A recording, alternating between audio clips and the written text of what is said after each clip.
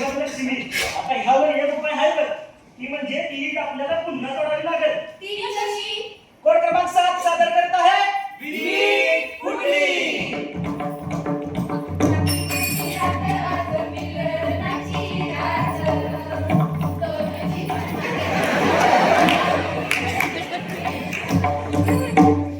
आज माझा हनीमून आहे.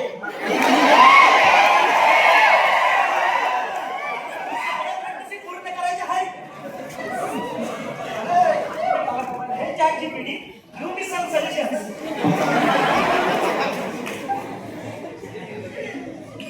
हरी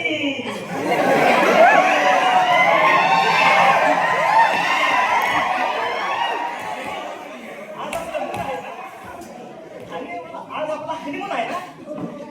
मला माझ्या सगळ्या अपेक्षा पूर्ण करायच्या. टेन्शन घ्यायचं नाही. आपल्याकडे ज्ञानसागर आहे. 2 मिनिटं तुला दाखवतो.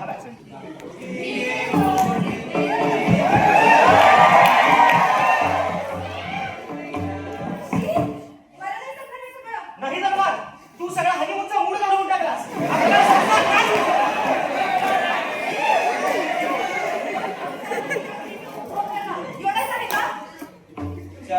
तुमच्या वासनेच्या या विचारांनी तुमच्या संसाराची सारी व्याख्याच बदलून गेली.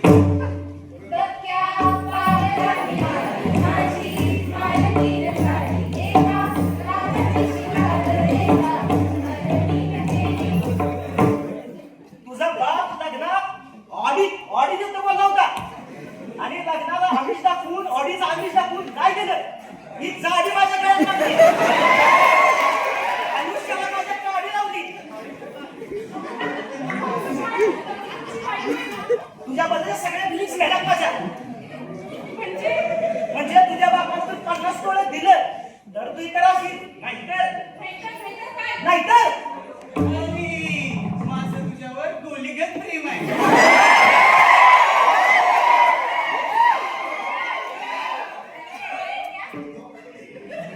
तुझ्या नजरेनं माझं दिल घायल होतंय.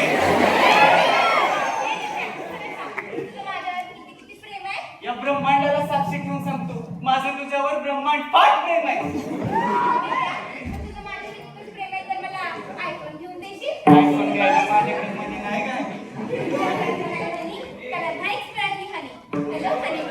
माझ्याकडे आहे भरपूर म्हणे.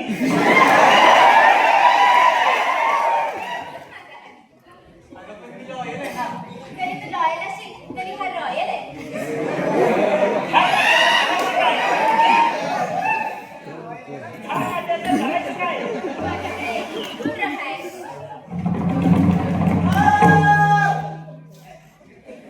पैशाच्या या झगमगाटात नात्याचं सौंदर्यच विसरत चाललं.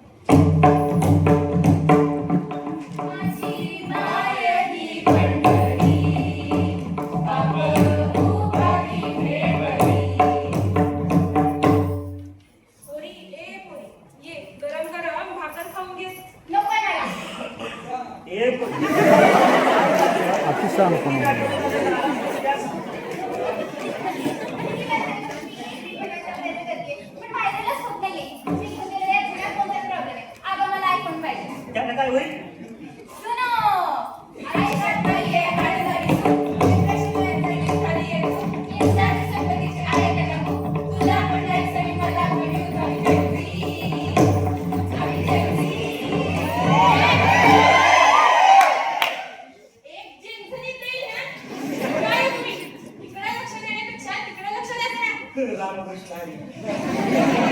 माणसानं हातून खाऊन पाय पसरावं ग.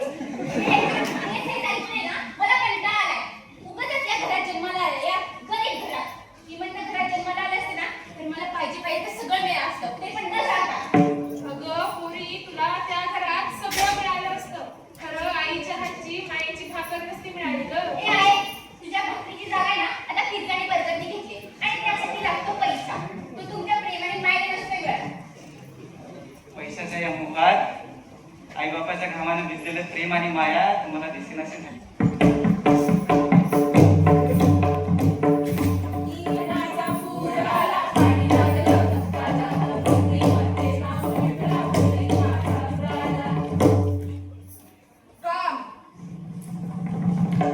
शरीराची भूक भागतेने भेटते ना, पण मनाची ताण नाही रे बाबा विठ्ठला. क्रोध. विठ्ठला, माझ्या सत्याच्या आड येणाऱ्या प्रत्येकाला मी हाल हाल करून मारेन विठ्ठला. लोभ. माझ्या 2 चाकीची 4 चाकी होते विठ्ठला. मद. विठ्ठला, कभी कभी लगता है अपुनिश भगवान है.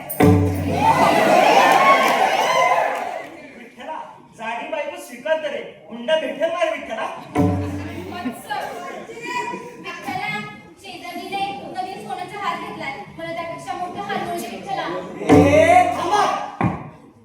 या सगळ्याचं नाव मला बीट आहे, बीट.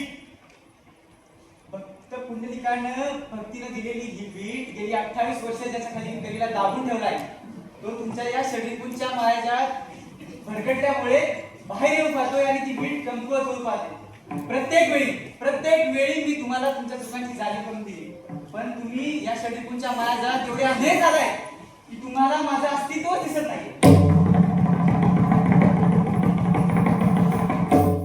पैशाच्या मोहात आईबापाच्या घामानं भिजलेलं प्रेम आणि माया तुला दिसेनाशी झाली.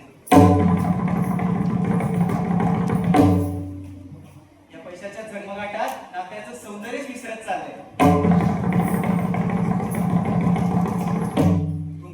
तुमच्या वासनेच्या या विचारांनी तुमच्या संसाराची फार व्याख्याच बदलून गेली.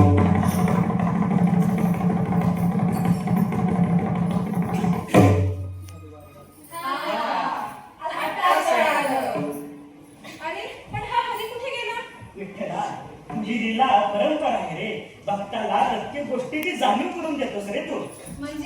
म्हणजे भक्तांच्या चुकांची जाणीव करून देण्यासाठी विठ्ठल स्वतः मीठ सोडून वारीत आला. तो आपल्या आत आहे, फक्त आपल्याला समजण्याची ती आस होती. हो.